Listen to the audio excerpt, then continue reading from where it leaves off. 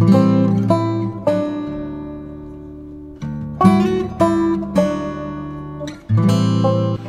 3 on Derval, winds dropped, weather's improved, looking like a fantastic day. Lads are about to put on breakfast. I cooked dinner last night, they do breakfast. Some high quality sausages there too. At least 80% meat. Yeah. Hopefully get up today out towards Rangitoto's again, maybe Stevens Island passage if the weather's good. But we'll see, still pretty murky out there, so hopefully as the wind's calming down, it's going to get better. After a good breakfast, a bit of a late start and getting recycling done, we got in the boat, gears on, and headed out towards the island. The sea was flat calm and the weather looking great. What do you reckon, Michael? I reckon it looks pretty good.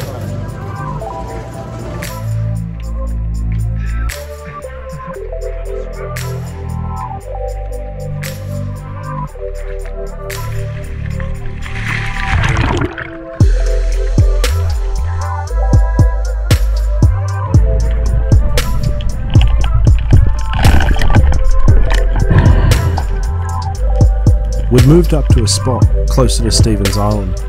The water was a bit deeper and there were absolutely tons of moki and cod around.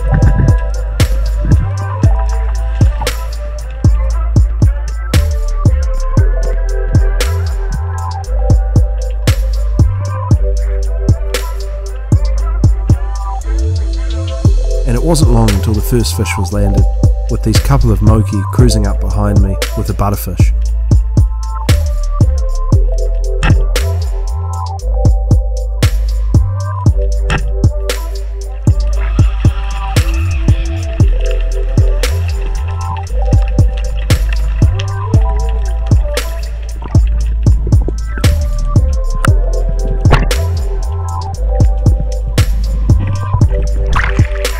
I was on a bit more of a mission today to fill the freezer and didn't spend too much hanging out with the guys, pushing up the coast trying to get some fish on the board.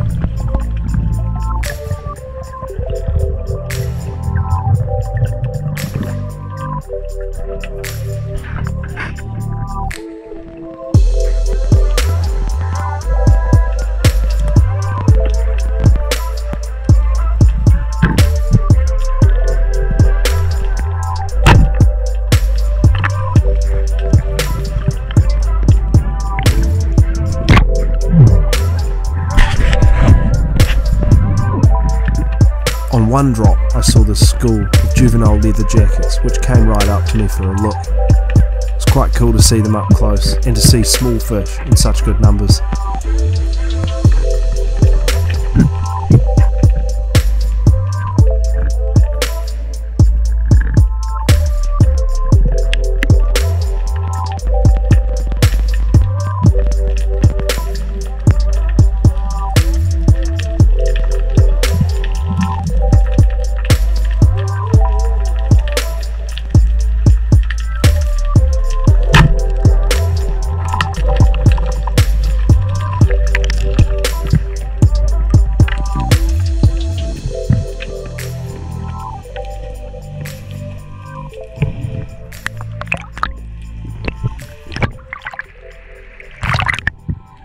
I had ickied this fish, but the muscle spasms after taking the spear out meant that it flicked out of my hands, and I had a good chase trying to grab it.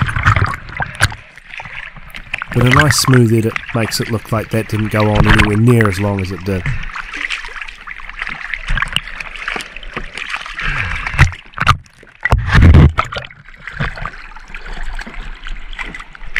The guys must have seen this and came over to give me some good words of encouragement, and congratulations on my great catch so far. I was just going to keep shooting down here with the current. Okay, we'll go down there now. What's the fish? Sweet, I'll see you down there.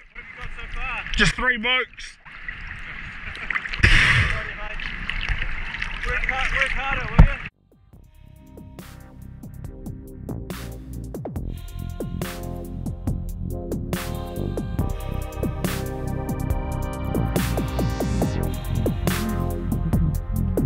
I kept pushing down the coast and out a bit deeper and greeted this moki out cruising around. And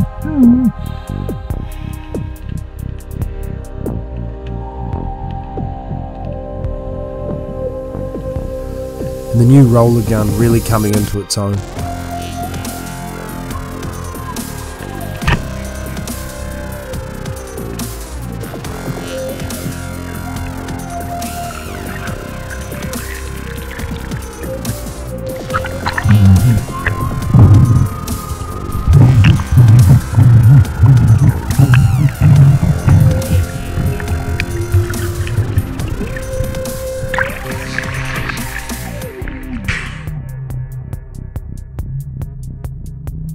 After putting this guy away in his new home, I dropped back out to the deep edge of the weed line and spotted a lone butterfish out there quite deep. There were some up in the shallows, but I was leaving them alone for the time being.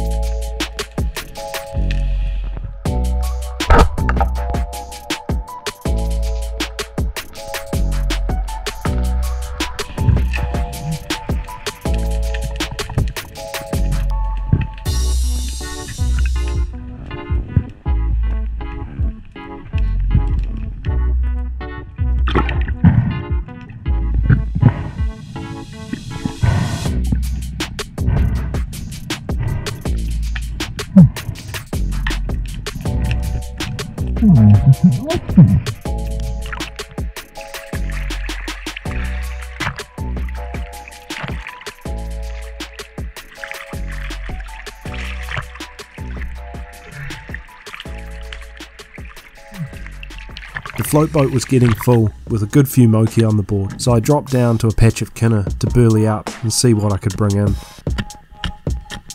I mean, it's winter time in the South Island, so the chance of anything more than cod is not great, but it was worth a go.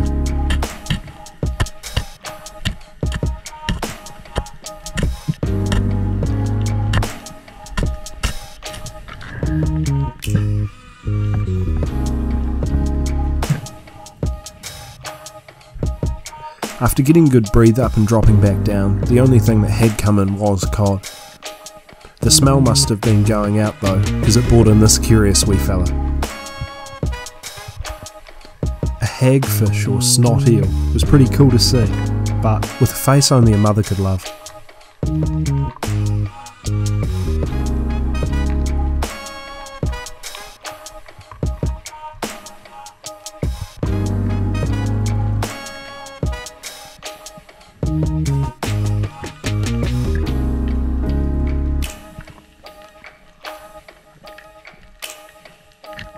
Either the burley worked or me cruising around, but it was enough to bring this Tarakihi in.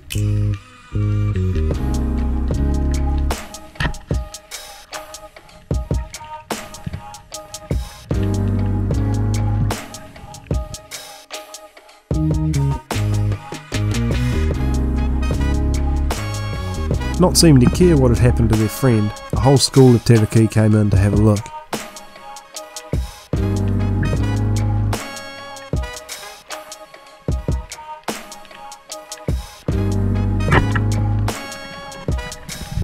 I'm always amazed for such small fish how big of a fight they have.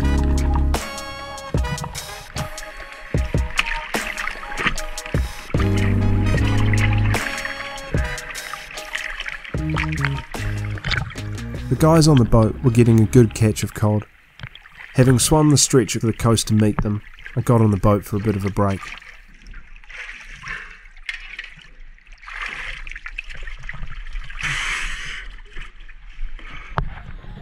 and Johnny generous enough to give over his just prepared coffee.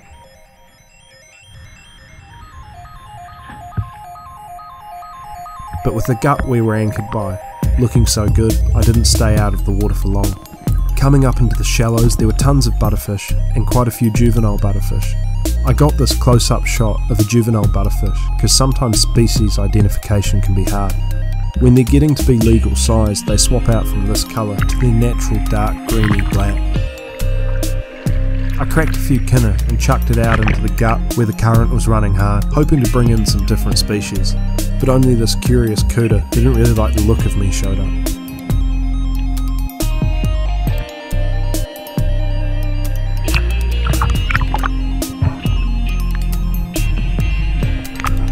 I moved into the shallows, dropping down and holding on until the butterfish came accustomed.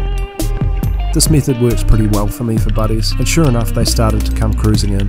Happy that I wasn't a threat, just stationary on the bottom. I find it helps not to be too over-eager towards butterfish.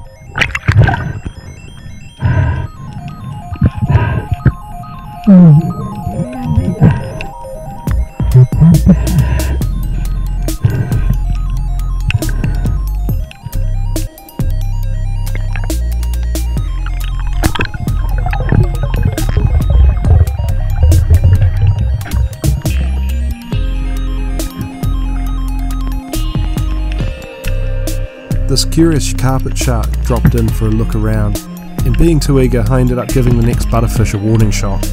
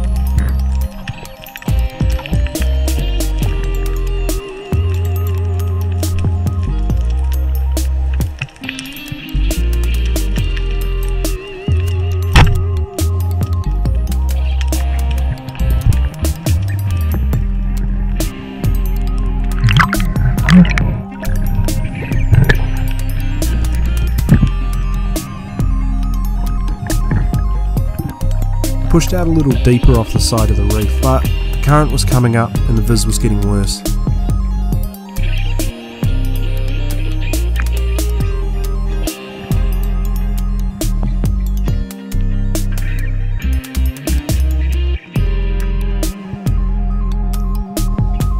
But still, a really fishy spot and cool just to see the fish life around.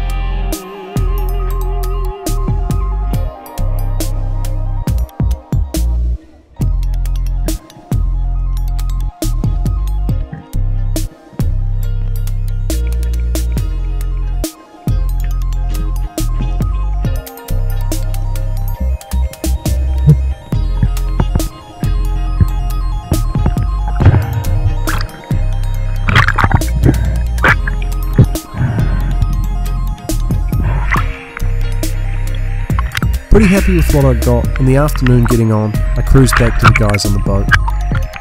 She's a strong little carrot. Much? Good few buddies on that reef over there.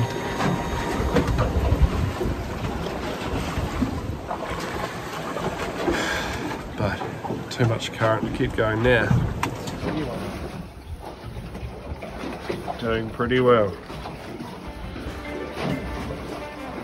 With a good day done, it was time to get changed and get back to the bench.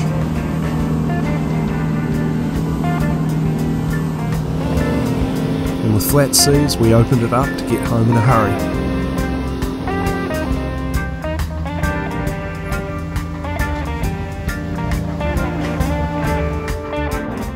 Right, first port of call, only go up and get us some beers. Great work, Jesse. Someone retrieve the beers. I'll get filleting.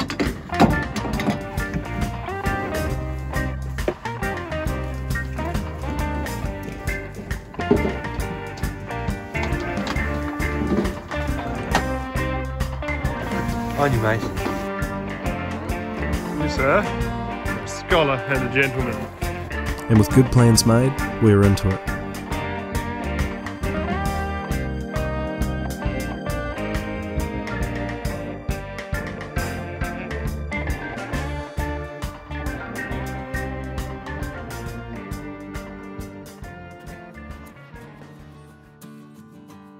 And with some fish put aside for dinner, I started repurposing the cray from last night for some cray bites, which, if you haven't done, is well worth it.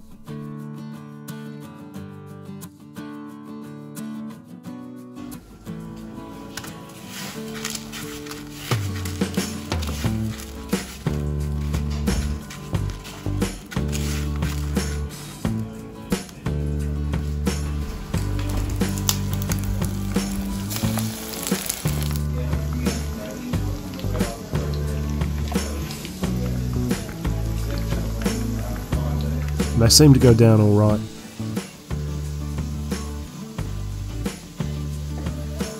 Verdict? Just having a moment. Yeah. Should be a record. Right. I want another one. I mean, there it's good.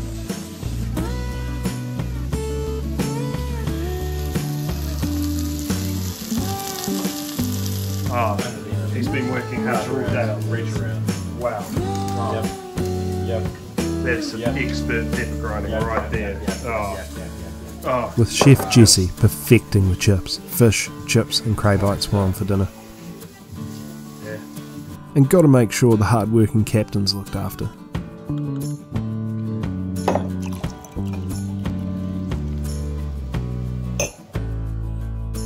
And with a few more shandies down and a good dinner, that was the end to a pretty awesome day 3.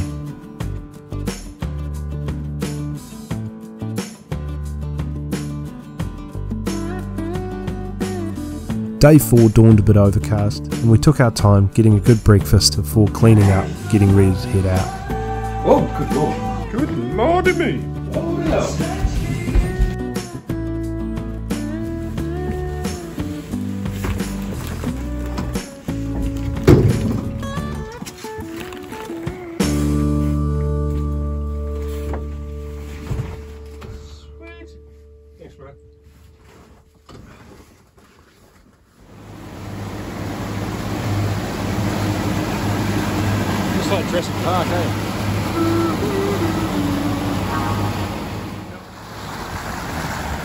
We decided to go for a few more cod before we headed back to French Pass, and caught this fisherman returning home.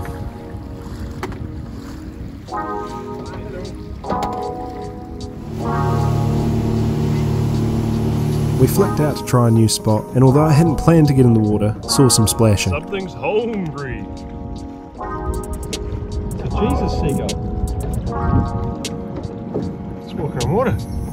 Look at that, Jesse. The Jesus seagull.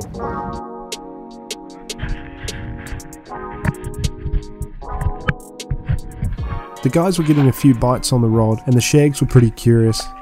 So, couldn't help myself, gear off, suit on, to go and see what all that splashing was about.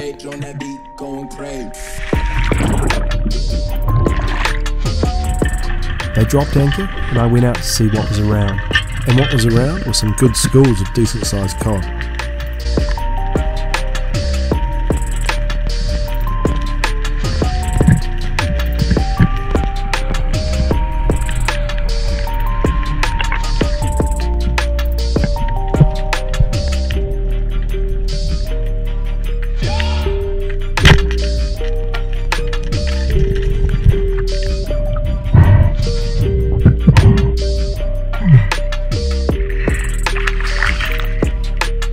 Not getting any. They're right here. And a great demonstration of why I find spear guns more fun than fishing rods.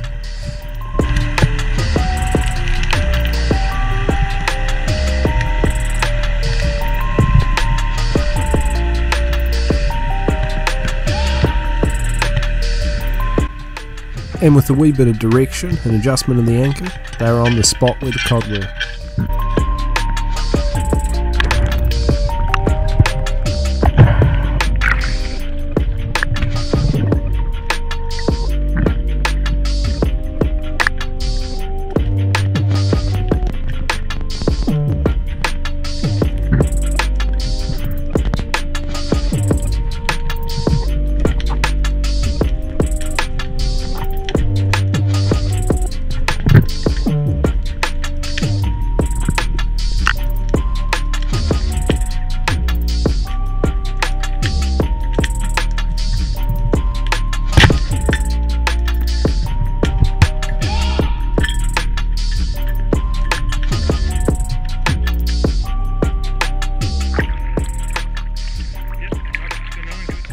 I think that's legal.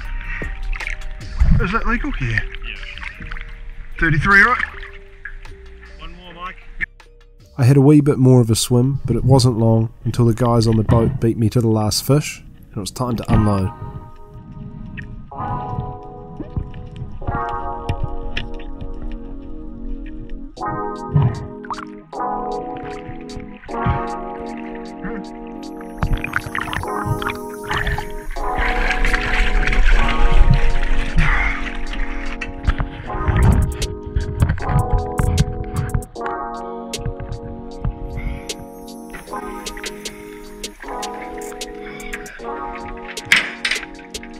That's quite cool. That was a school of cod feeding on the surface there. That's what all the splashing was. Which is quite cool. Grillies! Grilly boys. These unlucky fellas being the targets of the cod, who were the culprits of the splashing. And, just like that, the trip is done.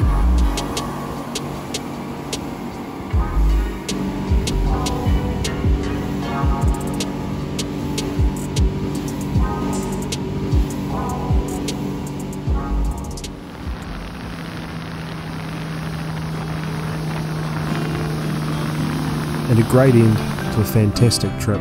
We cruised back into French Pass on glassy water. Yeah. We trailered the boat and got on our way.